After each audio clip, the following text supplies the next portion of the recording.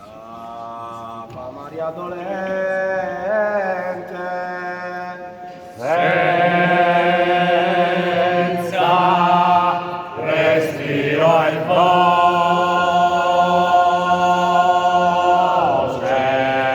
mentre tendeva croce,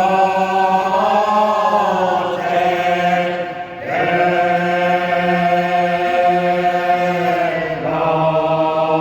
lo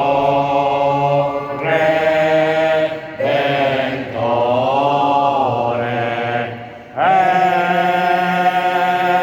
nel fatale stare, crudo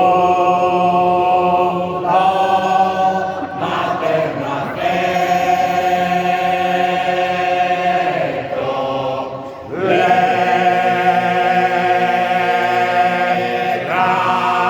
vigendo al petto,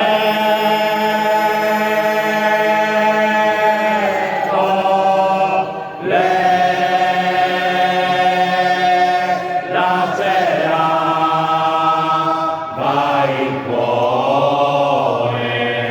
e nel fatale stare